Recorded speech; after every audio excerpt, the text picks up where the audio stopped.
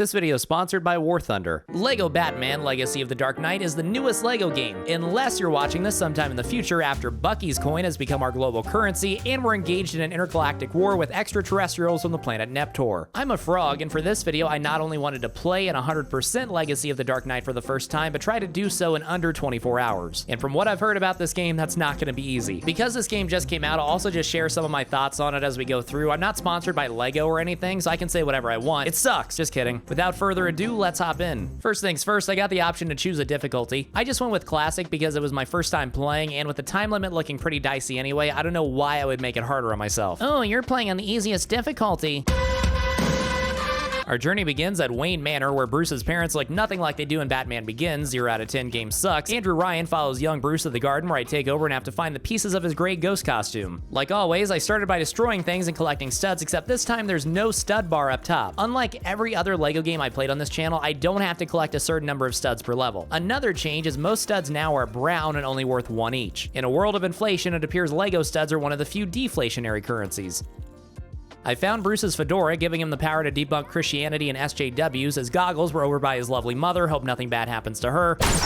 One thing I should mention, this game has an in-game timer, and I'll be basing my time on that. The timer at the bottom right doesn't match up perfectly, but I'm leaving it as a reference so you know about where I'm at, even if it's not perfect. There's a lot more to say about it, but I'll elaborate at the end of the video. After wasting valuable seconds swinging, Bruce made a heartbreaking comment about not being scared as long as he had his dad with him. Feels bad, man. And he fell down a well where he got spooked by a bunch of bats. The Wayne family takes a trip down Crime Alley, where you'll never guess what happens to Bruce's parents. Hope I don't get murdered today. Murder Factory. 10 years later, adult Bruce drops Roses off at the murder site before picking a fight outside Falcone's Fisheries, where I get my first combat of the game. The fighting is pretty much just like Arkham's combat, where you press X for basic attacks and Y for counters. This is another new thing for Lego in this game, and I think it works well. It's fun. Patrick Bateman meets Carmine Falcone, who says some of the same exact things as in Batman Begins, which I thought was neat. Bruce gets recruited by Ra's al Ghul, or Ra's al Ghul if you're a nerd, and we cut to him on a snow-covered mountain where he meets a lady named Talia, who definitely won't betray him. This is actually the start of the second level in the game, even though there wasn't a mission complete screen or anything, as I make my way up a mountain alongside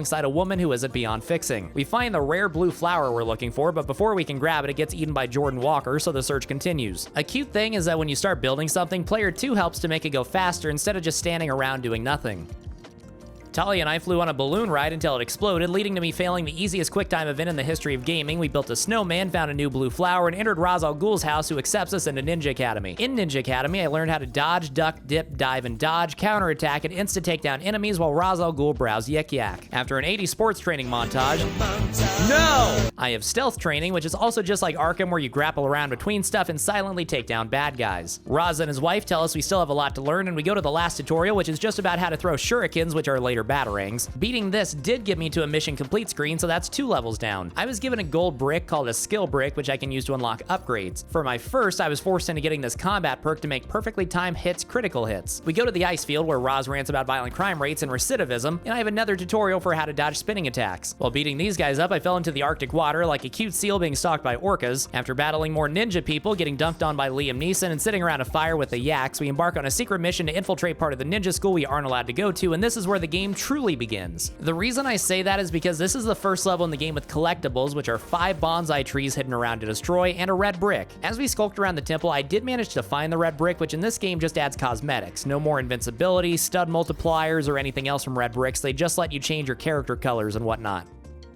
You can actually get every collectible your very first playthrough. There's no need to run back through the levels a second time, unless you're like me and didn't know that. I missed every other collectible in this level and most of them in the rest of the levels. So I do need to run back through, and that could have saved me a lot of time to do it the first time, but alas. After a solving puzzle there with Logo around sneaking the temple silently and murdering ninjas more, arrived we at Ra's al Ghul's secret lair, where he told us his plan to destroy Gotham. But I wasn't just gonna let him destroy Gotham, so this led to the first boss fight, where I had to beat him up while also ignoring Talia's cries that he's too powerful, despite me objectively kicking his Lego ass. It's revealed that Talia al Ghul is actually the daughter of Ra's al Ghul. Who would have guessed? We fought more ninjas and ran through the burning temple. Ra's challenged me to another duel, but I was well prepared. Bruce escaped the temple right before it exploded, making him seemingly the sole survivor. More importantly, this concluded level 3 and the prologue as a whole. Time for chapter 1. Alfred and Bruce take a ride on Spirit Airlines and discuss Bruce's desire to turn into a symbol, but I don't think he belongs on a drum set. We arrive back at Wayne Manor, where level 4 begins with us running through the old backyard I ran through earlier with Batman's dad before he fucking died. We shimmy down into the Batcave. Bruce conquers his fear of bats, and the rest of this section of level 4 is spent exploring the Cave of Bats before finding the perfect place to start building.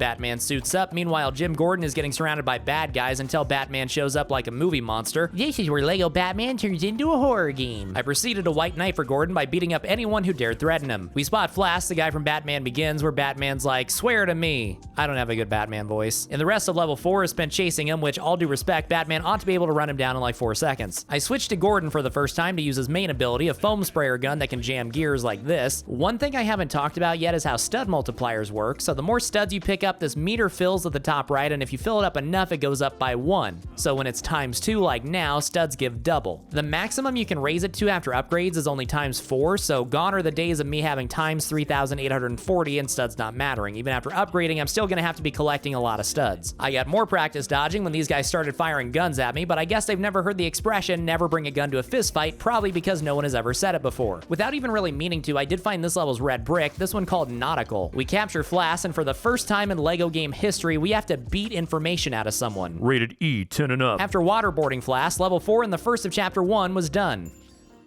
For the first time in the game, I was now in the open world of Gotham City, where I could drive around the Batmobile, and I was introduced to a mechanic in this game where random crimes are broadcast on police radio and we can go stop them. Outside of the first couple that you're required to do, I didn't do any of these because they don't matter for the in-game 100%. We talked to Inigo Montoya, who showed us another kind of side mission that I actually do care about, wanted posters. Basically, you gather up 3 pieces of a wanted poster, then using the posters, you put together what the suspect looks like. So we're after the Penguin. We found the Penguin by a bunch of shipping containers. He looks like he's mostly based on the Batman Returns Penguin. He throws a fish at Gordon and gets away in his car, so I started ramming him and committing thousands of dollars of property damage. We saved the city! But after banging him enough times, we got him to crash. After taking a second to Ara Farm, Batman and Gordon threaten Danny DeVito until he just runs away. There's no in-level screen, but that concludes level 5. Using the gold bricks I had unlocked, I upgraded my max stud multiplier to 3 times and unlocked the stud magnet to attract them from further away. Batman and Bernard from Westworld talked to Harvey Bullock about a new villain named Mr. Riddles. I'm pretty sure he means the Rizzler, and we went inside the first Riddler room. I'll have to do several of these for the 100%. This first one is part of the story. Basically, you just have to find these hidden objects and put them on pedestals so they match what's in the mirror. Upon completing this room, I got my first Riddler puzzle box out of 61 total in the game, so yeah, we'll be seeing more of those. That also counts as a story level, so I am now through level 6.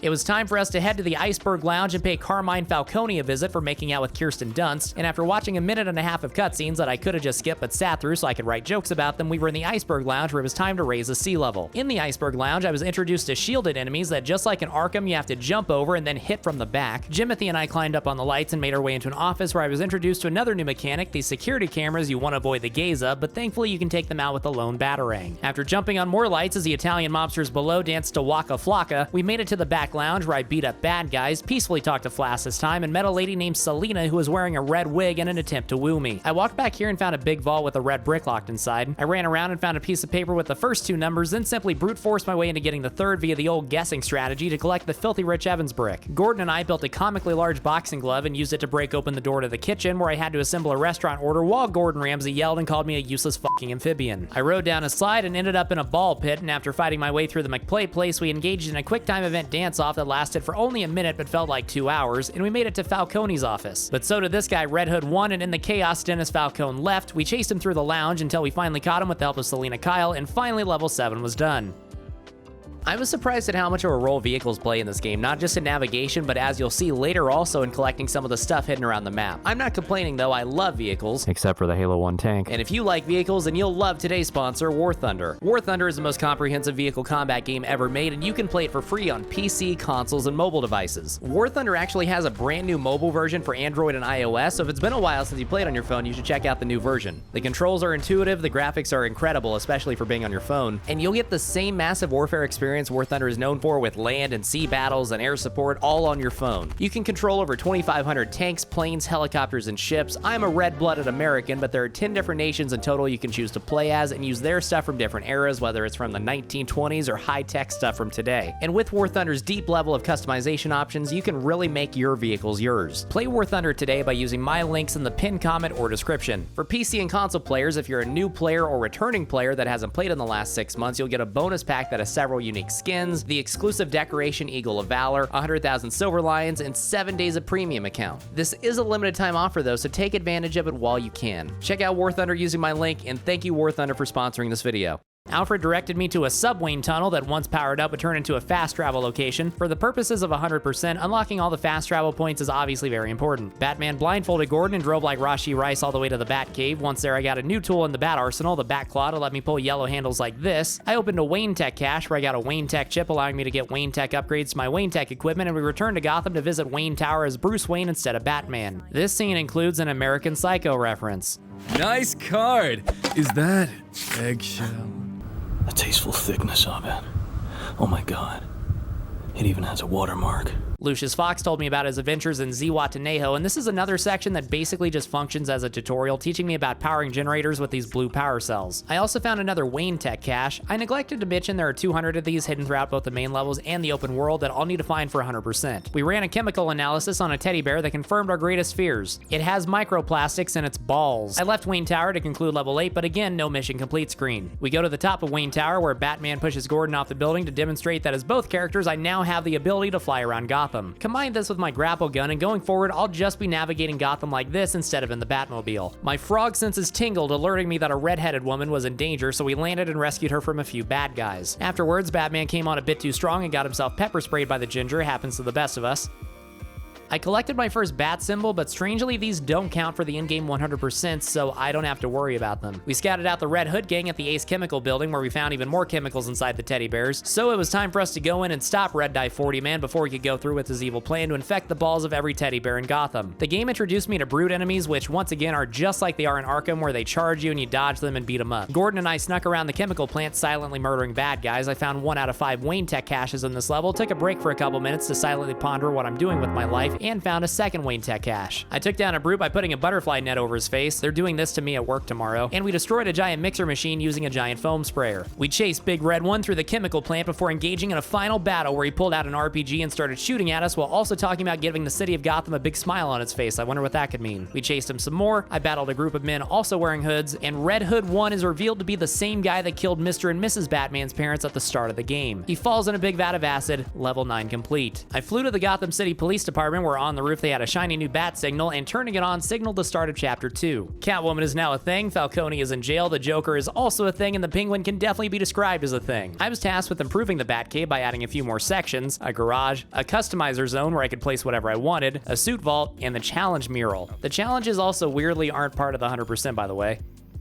I used explosive spray to blow open a weak wall just like in Arkham, and we visited the Bat store where I can buy new things for the cave and new suits. The suits are the only thing that matters for the 100%, but I didn't know that and I bought a couple decorations. Batman talks on the Bat phone to the IRS who wants him to pay back taxes via Target gift cards. Meanwhile, an army of mimes are wreaking havoc in Gotham City, so we have another car chase where we destroy a couple mime vans using rockets. We interrogated this mime until he got hit by a van and fucking died. In an homage to Batman Returns, Catwoman does a bunch of flips, meows, and the van blows up. Inside Shrek's department store, Catwoman and Batman team up, making her another character I can now play as. She has a whip that can unscrew yellow screws and spin these other yellow things. After murdering many a mime, briefly playing as a cat, finding the feline Red Brick, checking out the other Batman suits I'd unlocked thus far before deciding they all stink, and doing a cover of Head in the Ceiling Fan by Title Fight, we defeated the mimes, level 10 complete. Before continuing with the story, I took a pit stop to open a new fast travel spot in Old Gotham South. Then the story took me to the zoo where I was told the animals had escaped and needed to be rounded up. First, I needed to get a polar bear by placing a tracker on it. This is part of the story, but the rest of the animals are scattered around the open world and will be another thing I have to do on my own as part of the 100%. We broke into the Arctic world part of the zoo where the Penguin was committing acts of comic mischief, and it was our job to stop him.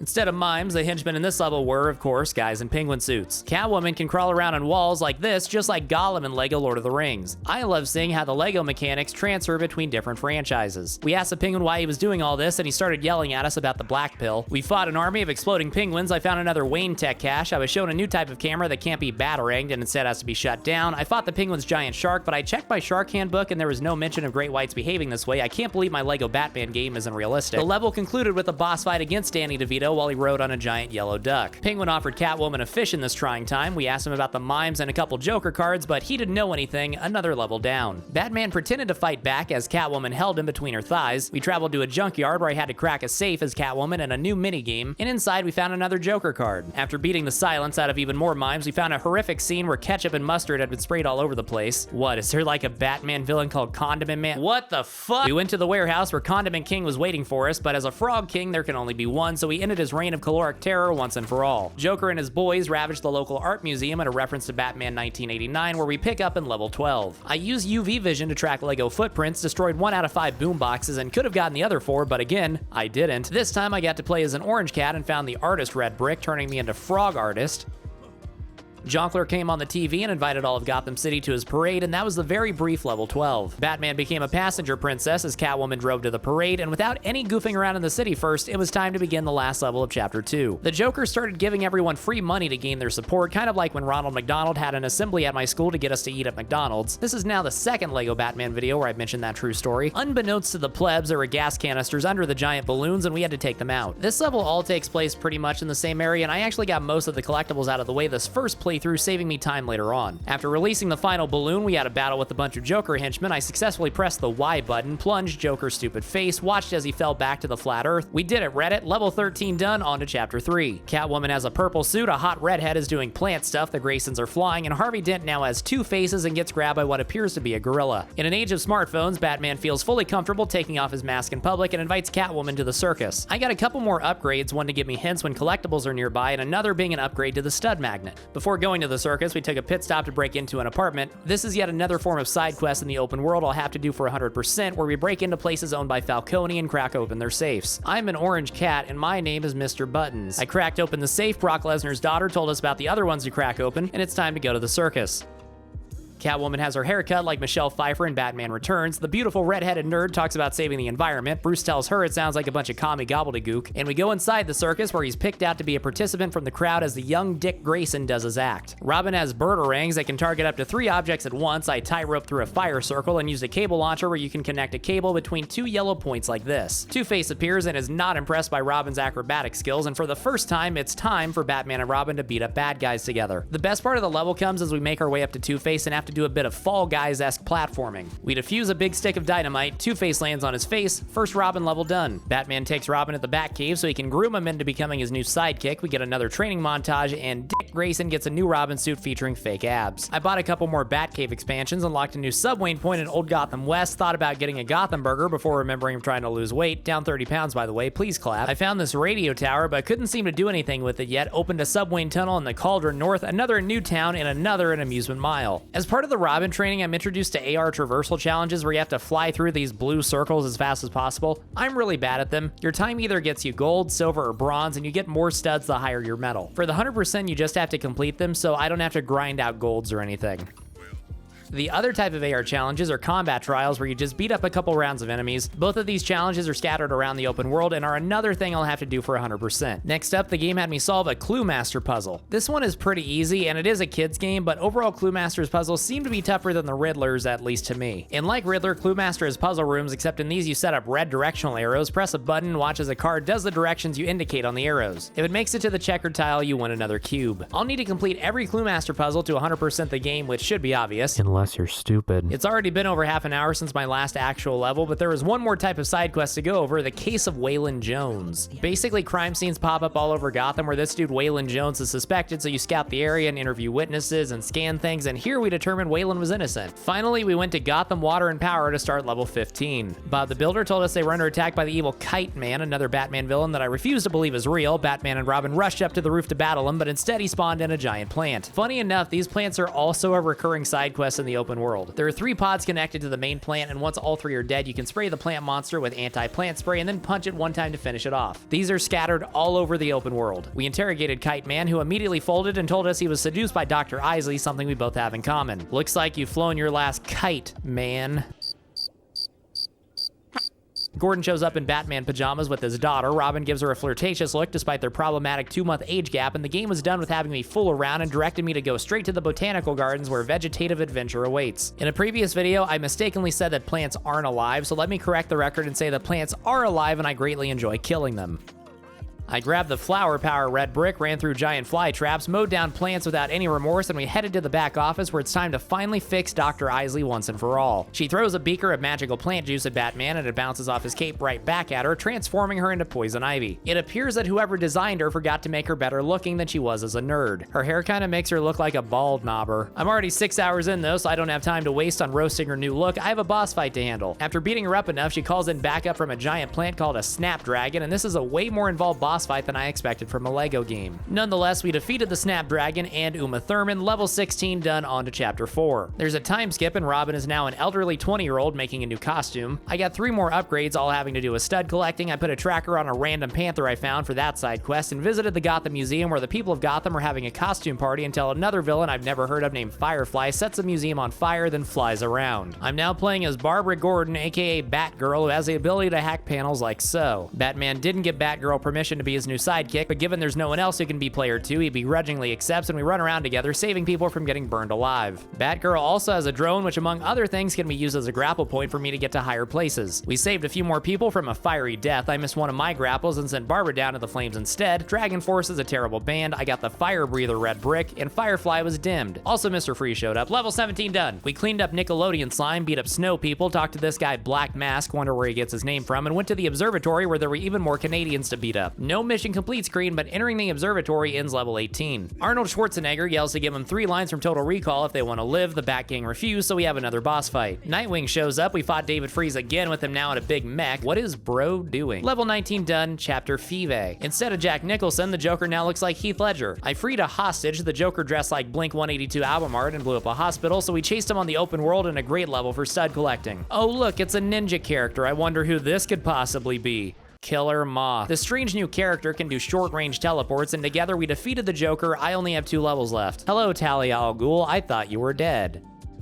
After taking a detour to ride a roller coaster and a love boat that smelled like bleach, we took a visit to Arkham Asylum, and one of the coolest parts of this game, we walked through the hallways with Joker in a pretty close recreation of the opening of the video game Arkham Asylum. Then we interrogate the Australian Joker. I find it very amusing how they cram all these Batman references from completely different movies and games and cartoons and whatever else together in one story. Like, this all feels cohesive. It's really cool. Holy jumpin', it's Scarecrow.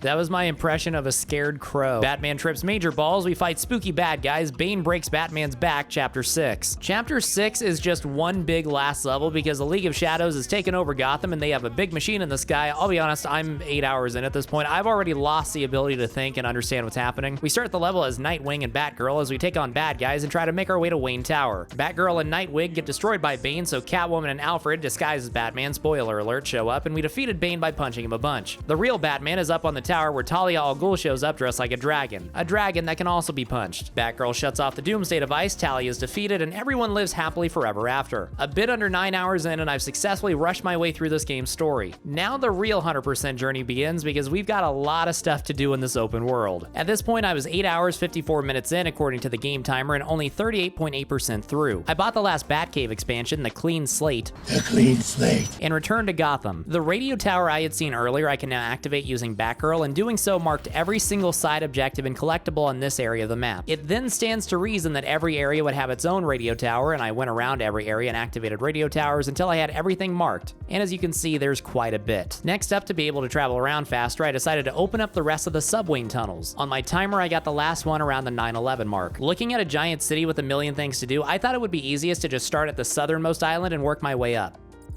The first side objective I did was actually something that I wasn't shown first in the campaign, a race, where you drive through blue checkpoints, get gold, silver, or bronze, and are rewarded studs based on your finish. Like the other AR trainings, I don't need gold, I just need to finish. I solved a Clue Master puzzle, then a Riddler puzzle, then destroyed a sand timer, 1 of 10 on this island for me to destroy. There are Wayne Tech caches, some are as simple as just walking up to an opening, others have their own puzzles. I kill a giant plant, just like in the story. Some of these things, besides the race, I wish they hadn't introduced in the main story. I think they'd be more interesting as side quests if they were introduced organically through you exploring, and they really felt like bonus content that you discover on your own. About 10.5 hours in, I grabbed a Riddler puzzle box, marking me completing the Tri-Corner Island. One thing scattered around the island that's not marked on the map are these random stud chests, which were greatly appreciated because I had no clue how many studs I needed to buy everything, and like I said, there's no crazy stud multipliers in this game. The wanted poster in the story was for the Penguins, so I thought they'd all be supervillains, but when I did this one in the open world, it was just some lady. There's a freaking zebra in the middle of Gotham City, and for some reason, no one's trying to take care of this until Nightwing comes along. At about 11.5 hours in, I'd completed everything I could do for the moment in Old Gotham South, so we're at about an hour to an hour and a half per area. At about 11 hours and 50 minutes, I was invited inside a Clue Master room. Same thing as before, just set up the arrows, press the button, hope you did it right, and collect the clue box. While I'm collecting, let me get serious for a second and talk about this game. Hey, Wacky Dog, say something funny. Actually, I have something serious on my mind today. So I've done a lot of these LEGO games now, and a few of those have had open worlds. In terms of the 100%, this is one of the least interesting I've done. I think the side content just isn't very good. It all feels pretty samey after a while. There's not that much diversity. Like the Clue Master puzzles, Riddler puzzles, and half of the Wayne Tech caches are all basically just variants of the exact same thing. There are no real bonus levels or cool areas to find in Gotham that you couldn't access before the story, or secret boss fights outside of one we'll get to. There are no new characters to unlock besides the ones I already have. I really like the main story and all that stuff, but to 100% this game, it felt like a really big slog. At about the 16-hour mark, now through 66%, I decided to take a break from roaming the earth and instead head back into the levels to get all that stuff. Thankfully, the level select in the Batcave shows you what you're missing and where to help speed things up.